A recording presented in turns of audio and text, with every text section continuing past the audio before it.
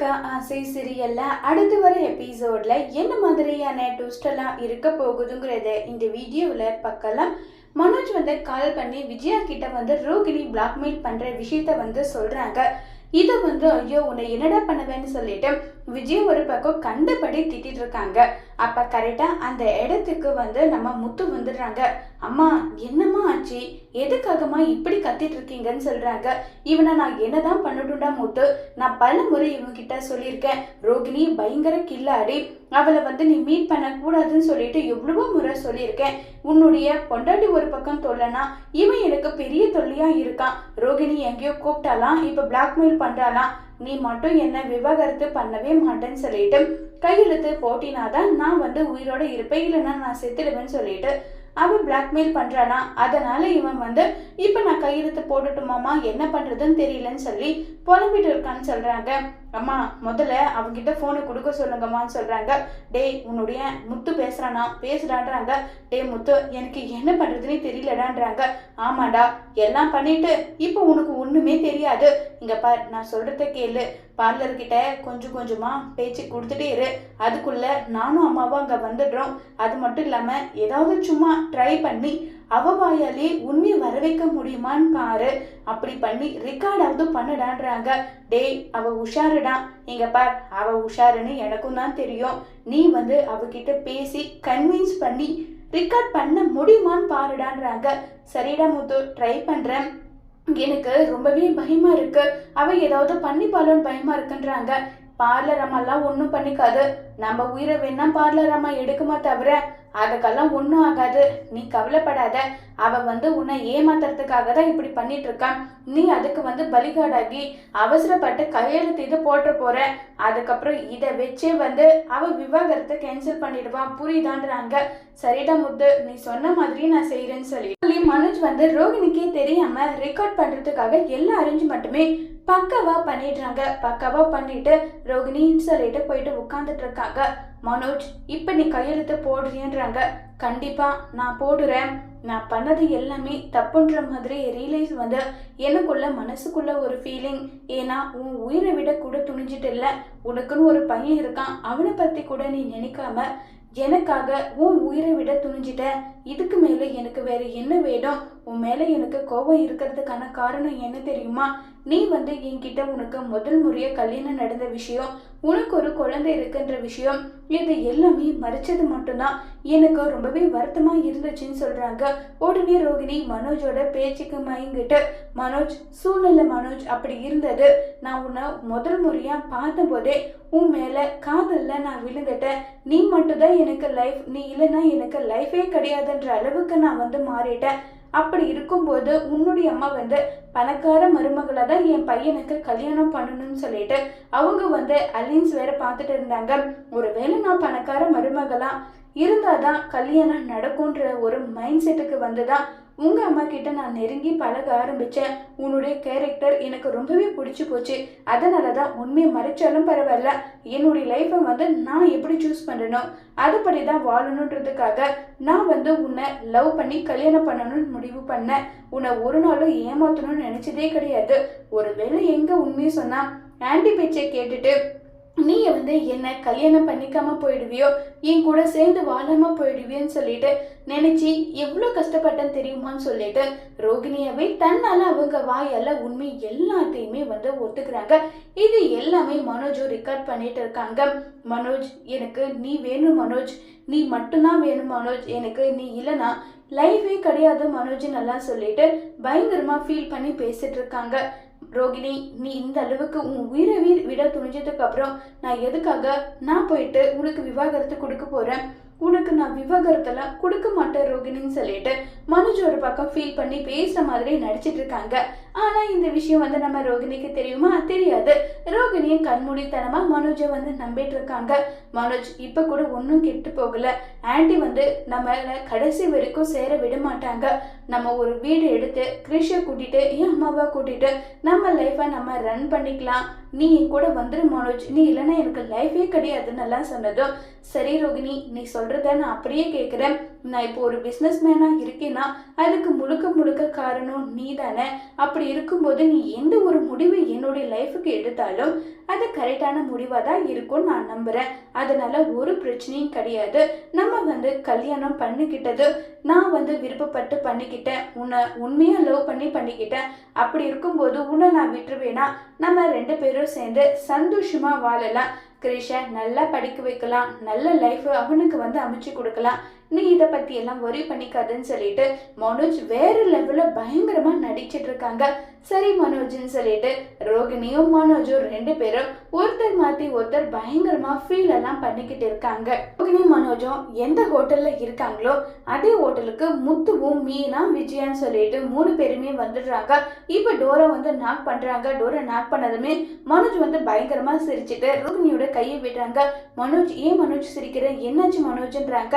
உடனே அதை நான் சொல்றேன்னு சொல்லிட்டு இப்ப விஜயா வராங்க. விஜயா கண்டபடி அடிக்கிறாங்க ரோகிணியை. என்னடி நினைச்சிட்டு இருக்க, நானும் எல்லா விஷயத்துக்கும் பொறுமையா இருக்கலாம்னு சொல்லிட்டு நினைச்சிட்டு இருந்தா உன் இஷ்டத்துக்கு ஓவரா பண்ணிட்டு இருக்க, என்னடி நினைச்சிட்டு இப்படி பண்ணிட்டு இருக்கன்னு சொல்லிட்டு கண்டபடி அடிக்கிறாங்க. இங்க பாருங்க, எதுக்காக நீங்க என்ன அடிக்கிறீங்க? மனோஜும் நானும் சேர்ந்து சந்தோஷமா வாழ்றதா நாங்க முடிவு எடுத்துட்டோம். உங்களை விட்டு உங்க பையனை பிரிக்கிறேன்னு நான் சொன்னேன்ல, நான் கண்டிப்பா அதை செய்ய போறேன்னு சொல்லிட்டு எல்லாம் இருக்காங்க. இங்க பாருடி, என் உயிரே போனாலும் என் பையன் என்னை விட்டு போக மாட்டான். இங்க பாருங்க ஆண்டி, மனோஜோட முடிவு மாறிடுச்சுன்னு சொல்லிட்டு இப்போ மனோஜ் கிட்ட மனோஜ் சொல்லு மனோஜ், உன் அம்மா வந்திருக்காங்கல்ல, நம்ம 2 பேரும் சேர்ந்துட்டோம். நான் பண்ண தப்பு எல்லாமே மன்னிச்சு நீ என்னை ஏத்துக்கிட்டேன்னு சொல்லு மனோஜ்ன்றாங்க. அது எப்படிடி என்னால மறக்க முடியும்? நீ பண்ண தப்பு 1 2 என்னை பத்தி எந்த அளவுக்கு கேவலமா நினைச்சிருந்தா நீ இப்படி ஒரு முடிவு எடுத்து இப்படி பண்ணுவ? உன்னை பத்தி எனக்கு தெரியாதாடின்னு சொல்லிட்டு ரொம்பவே கோவப்பட்டு பேசிட்டு இருக்காங்க. என்ன மனோஜ், நீ ஏன் இப்படி பேசிட்டு இருக்க? பின்ன என்ன, உன்னை பத்தி அப்படி பாராட்டி சீராட்டி பேசணுமா? நீ யாரு, எப்படிப்பட்டவனால எனக்கு என்ன தெரியாதா? இது எல்லாமே முத்துவோட ஐடியா. முத்து என்ன சொன்னானோ அதை நான் ஃபாலோ பண்ணேன். இங்க கடைசி வரைக்கும் நீ இப்படியே தான் இருக்கணுமே தவிர உன் கூட சேர்ந்தெல்லாம் என்னால வாழவே முடியாது. இனி உனக்கும் எனக்கும் எந்த விதமான சம்மந்தமும் கிடையாது. நீ யாரோ நான் யாரோன்றாங்க. மனோஜ், இந்த ரோகிணியை பத்தி தெரியாம நீ பேசிட்டு இருக்க. ஆமா, எங்களை பத்தி கூட தெரியாம நீ பேசிட்டு இருக்க. எல்லாம் தப்பும் பண்ண நீயே இந்த அளவுக்கு தைரியமா தன்னம்பிக்கை இருக்கும்போது எந்த தப்பும் பண்ணாது என் குடும்பம் எதுக்காக தண்டனை அனுபவிக்கணும்? பரலரமா, உன் சாப்டர் க்ளோஸ்ன்றாங்க. என்ன நினைச்சிட்டு என்ன பேசிட்டு இருக்க? உனக்கு என்ன புத்தி இது எதுவும் இல்லையா? எல்லா புத்தியும் எங்களுக்கு இருக்கு, ஆனா உனக்கு தான் இல்லை. இங்க பாருன்னு சொல்லிட்டு வீடியோவை காட்டுறாங்க. அந்த வீடியோல நம்ம ரோகிணி மனசார நான் பண்ண எல்லா தப்புக்கும் மன்னிப்பு கேட்டுக்கிறேன் அப்படின்ற மாதிரி ஒரு வேர்ட் சொல்லியிருப்பாங்க. இதை வச்சு பிளாக்மெயில் பண்றாங்க. மனோஜ், நீயும் இவங்க கூட சேர்ந்து எனக்கு நம்பிக்கை துரோகம் பண்ற இல்ல மனோஜ், உன்னை நான் சும்மாவே விட மாட்டேன்றாங்க. போதும் நிறுத்தடி, அப்படியே என்னமோ நியாயக்காரி மாதிரி நீ பேசிட்டு இருக்க. உன் நியாயம் எல்லாம் எனக்கு என்ன தெரியாதுன்னு நினைச்சிட்டு இருக்கியா? போதும் நிறுத்துன்றாங்க. மனோஜ், இவங்களுக்கு எல்லாம் தெரியாம இருக்கலாம். நான் உன்னை எப்ப கல்யாணம் பண்ணணும் அப்பத்துல இருந்து நீ மட்டும் தான் என் உலகம், நீ மட்டும் தான் என் வாழ்க்கை நான் வாழ்ந்துட்டு இருக்கேன். அது உனக்கு புரியலையா மனோஜ்? சொல்லு மனோஜ்னு சொல்லிட்டு கேட்டுட்டு இருக்காங்க.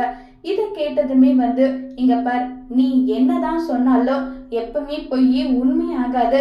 நம்மளுடைய கல்யாண வாழ்க்கை ஆரம்பிச்சதே பொய்யில இருந்து தான் ஆரம்பிச்சிருக்கு. அப்படி இருக்கும்போது என்னமோ நியாயக்காரி மாதிரி நீ பேசிட்டு இருக்க.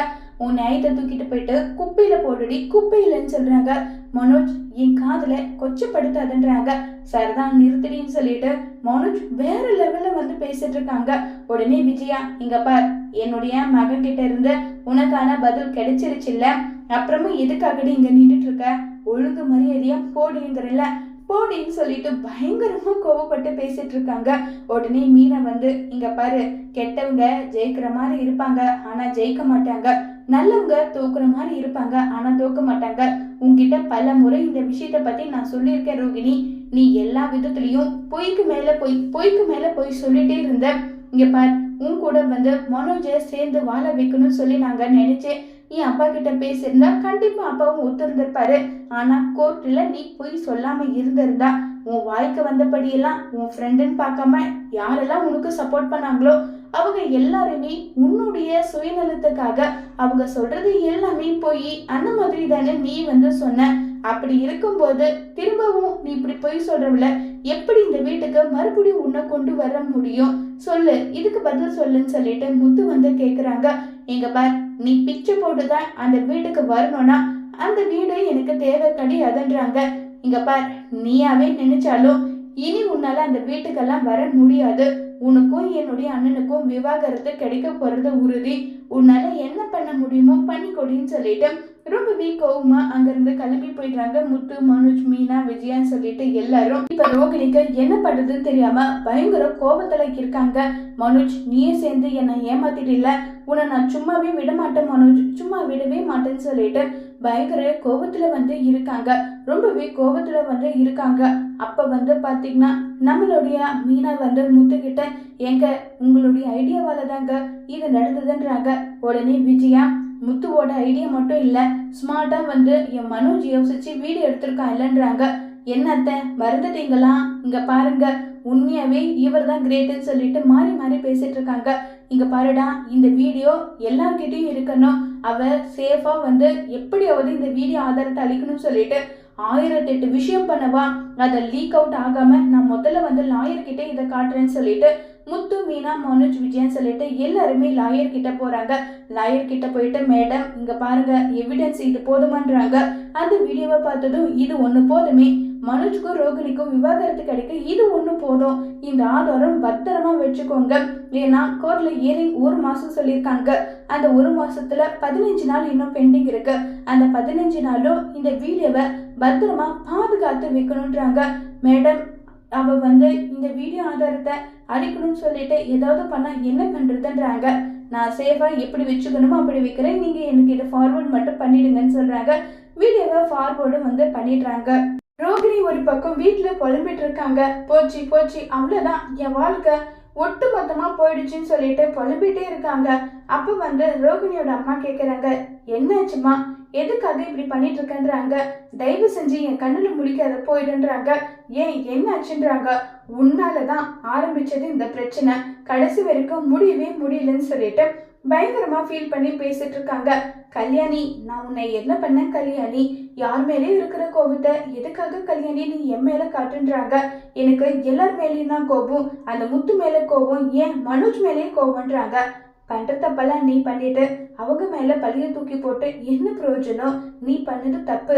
நான் உன்கிட்ட பல முறை சொன்னேன், முத்து, மீனா கிட்ட உதவி கேளு, இப்ப இருந்தா கூட எப்பயாவது உன் வாழ்க்கைய அவங்க காப்பாத்தி கொடுப்பாங்க நான் சொன்னேன், என் பேச்ச நீ கேட்டியான்றாங்க.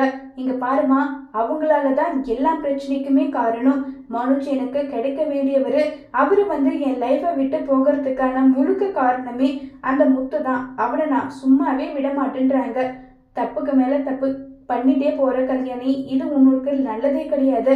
நீ பண்ற பாவை எல்லாமே உன்னுடைய பிள்ளையோட தலையில தான் வீடியோ, அதை முதல்ல புரிஞ்சுக்கோ. உன் லைஃப மட்டும்தான் உனக்கு நோக்கமா இருக்கே தவிர கிருஷ பத்தி கொஞ்சமாவது கண்டுக்கிறியாடின்னு சொல்லிட்டு கேக்குறாங்க. அம்மா நீ வாய மூடு. மனோஜ நான் இப்ப வரைக்கும் உயிருக்கு உயிரா காதலிச்சுட்டு தான் இருந்தேன். எப்ப மனோஜ் எனக்கு நம்பிக்கை துரோகம் பண்ணணும், இனி மனோஜ் வந்து நிம்மதியாகவும் சந்தோஷமாவும் இருக்கவே கூடாது, மனோஜ் வாழவே கூடாதுன்னு சொல்லிட்டு ரொம்பவே கோவப்பட்டு வந்து பேசிட்டு இருக்காங்க. என்ன கல்யாணி, நீ இப்படி எல்லாம் வந்து பழி வாங்குற எண்ணத்தோட இருக்க கூடாது. நீ பண்ண தப்புனா நீ தான் பணிஞ்சு போகணும், அவங்க கிட்ட மன்னிப்பு கேட்கணும், பேசணும். அதை விட்டுட்டு நீ இப்படி இருந்தா என்னடி அர்த்தம்ன்றாங்க. யார்கிட்டயும் நான் பணிஞ்சு போகணுன்ற எந்த ஒரு அவசியமும் எனக்கு கிடையாது. நான் ஏன் அப்படி இருக்கணும்? நான் வந்து என் லைஃபை காப்பாத்திக்க 1000 பொய்ய சொல்லி கூட ஒரு கல்யாணம் பண்ணலான்ற மாதிரி சொல்லியிருக்காங்கல்ல, அந்த மாதிரி எனக்கு தெரிஞ்ச ஒரு பொய்ய சொன்னேன். அது ஏதோ உலக மகா குத்த மாதிரியில இவங்க எல்லாம் பேசிட்டு இருக்காங்க. அது மட்டும் நியாயமா நல்லா சொல்லி ரொம்பவே கோவப்படுறாங்க. ஏதே கல்யாணி இப்படி பண்ணிட்டு இருக்க? இல்லம்மா, அந்த குடும்பத்தை நிம்மதியா இருக்கவே விட மாட்டேன். அதுக்கு ஒரு சிறந்த ஆயுதமா தான் நான் சின்னமணி ஆண்டிய வந்து பார்க்க போறேன்றாங்க. வேணா ரோகிணி, முதலையும் வாழ்க்கை பிரச்சனையில இருக்கு, திரும்ப பிரச்சனைக்கு மேல பிரச்சனையை இழுத்துட்டு போகாத. எல்லாம் எனக்கு தெரியும், நீங்க அமைதியா இருங்க. நானு ஒரு இடத்துக்கு போறேன், வர லேட் ஆகும், நான் எதுவா இருந்தாலும் கால் பண்றேன்னு சொல்லிட்டு அங்கிருந்து ரோகிணி கிளம்பி போயிடுறாங்க. இப்ப என்ன பண்றதுன்னு தெரியாம ரொம்பவே வருத்தத்துல வந்து இருக்காங்க. யாருன்னு பார்த்தீங்கன்னா நம்ம ரோகிணியோட அம்மா வந்து ரொம்பவே வருத்தத்துல இருக்காங்க. இவ வந்து தப்பான வழிக்கு போறான், இப்படியே போனா கண்டிப்பா இவளோட லைஃப் நல்லா இருக்குமான்னு கேட்டா அதுக்கு எனக்கு பதில் தெரியல. நம்மளாவது மீனா முத்து கிட்ட பேசலாமான்னு சொல்லிட்டு யோசிச்சுட்டு வந்து இருக்காங்க. இப்ப யோசிச்சுட்டே வந்து இருக்கும்போது ஃபோன் வந்து நம்ம மீனாவுக்கு கால் பண்ணுறாங்க. மீனாவுக்கு கால் பண்ணி மீனா எப்படி இருக்குன்றாங்க. யார் நீங்கன்னு சொல்லிட்டு கேட்குறாங்க. நான் தான் கல்யாணியோடைய அம்மான்றாங்க. உடனே மீனா கோவப்பட்டு நீங்கள் எதுக்காக எனக்கு ஃபோன் பண்ணுறீங்க, ஒழுங்கு மரியாதையை ஃபோனை கட் பண்ணுங்கன்னு சொல்கிறாங்க. மீனா நான் பண்ணது எல்லாமே தப்பு தான், அதுக்கான தண்டனை எதுவாக இருந்தாலும் அதை நான் ஏற்றுக்கிறேன், தயவு செஞ்சு நான் சொல்கிறத கேளு மீனான்னு சொல்லிட்டு எவ்வளோ சொன்னாலும் இங்கே பாருங்க உங்ககிட்ட பேச நான் தயாராகவே இல்லை, தயவு செஞ்சு நீங்கள் எனக்கு ஃபோன் எல்லாம் பண்ணாதீங்கன்னு சொல்லிட்டு ரொம்பவே கோவப்பட்டு வந்து பேசிட்டு இருக்காங்க. ப்ளீஸ் ப்ளீஸ் நான் சொல்கிறத கேளு மீனான்னு சொல்லிட்டு சொன்னால் கூட நீங்கள் சொல்கிறத நான் எங்கே கேட்கணும், எனக்கு கேட்கணுன்ற அவசியம்லாம் எனக்கு ஒன்றுமே கிடையாது, நீங்கள் சொல்கிறதால என்னால் கேட்கவே முடியாதுன்னு சொல்லிட்டு மீனாவும் கோவமாக ஃபோனை கட் பண்ணிடுறாங்க. இப்போ ரோகிணியோட அம்மாவுக்கு என்ன பதில் சொல்கிறதுனே தெரியாமல் ரொம்பவே வருத்தத்தில் வந்து ரோகிணியோட அம்மா வந்து இருக்காங்க. இப்போ நம்ம மீனா வந்து கோவமாக இவங்களுக்கெல்லாம் ஒரு முறை சொன்னால் கூட புத்தி வர்றதே இல்லைன்னு சொல்லிட்டு மீனா கோவமா இருக்காங்க. அப்போ முத்து வந்து என்னாச்சு மீனான்றாங்க. அதாங்க ரோகிணியோட அம்மா கால் பண்ணி நான் பண்ணது எல்லாம் தப்பு தான், என் பொண்ணோட வாழ்க்கையை சரி பண்ணுங்கன்னு சொல்லிட்டு கேட்குறாங்க. இவங்களுக்கெல்லாம் எப்படிங்க கொஞ்சம் கூட மனசாட்சி இல்லாமல் இப்படி பேசுகிறாங்கன்னு சொல்லிட்டு இருக்காங்க. நீ என்ன சொல்லிட்ட, நான் வந்து எங்களால எந்த உதவியும் பண்ண முடியாது, ஃபோனை வைங்கன்னு திட்டிட்டு வச்சுட்டேன்றாங்க. மீனா அவங்க என்ன பண்ணுவாங்க பாவம், அவங்க பொண்ணோட லைஃப் நல்லா இருக்கணும்னு சொல்லிட்டு நம்ம கிட்ட வந்து பொய் சொன்னாங்களே தவிர அவங்க வேற எந்த தப்பும் பண்ணலன்றாங்க. ஏங்க ரோகிணி பண்ணதுல முழு பங்கு ரோகிணிது மட்டும் கிடையாது, பாதி இவங்களுடைய பங்கும் தான் இருக்கு. பல முறை உங்க பொண்ணு யாரு என்ன ஏதுன்னு எவ்வளவோ விஷயம் கேட்டோமே, ஒரு முறையாவது இவங்க அதை பத்தி பேசினாங்களான்றாங்க. அவங்க சூழ்நிலையும் கொஞ்சம் புரிஞ்சுக்கணும் மீனா, அவங்க எதுக்காக வர சொன்னாங்க என்ன ஏதுன்றத ஃபோன் கொடு நான் பேசி கேட்டுக்கிறேன்றாங்க. ஏங்க இந்த விஷயம் அத்தைக்கு தெரிஞ்சா என்ன நடக்கும் தெரியுமா, எனக்கும் தெரியும், அவங்க கூட ஒன்றும் நம்ம உறவாட போகிறது கிடையாது, அவங்க என்ன சொல்ல வராங்கன்றத கேட்கறதுல எந்த தப்பும் இருக்கிற மாதிரி எனக்கு தெரியலன்னு சொல்லிட்டு முத்து வந்து ரோகிணியோட அம்மா கிட்ட பேசலான்னு சொல்லி முடிவு எடுத்திருக்காங்க.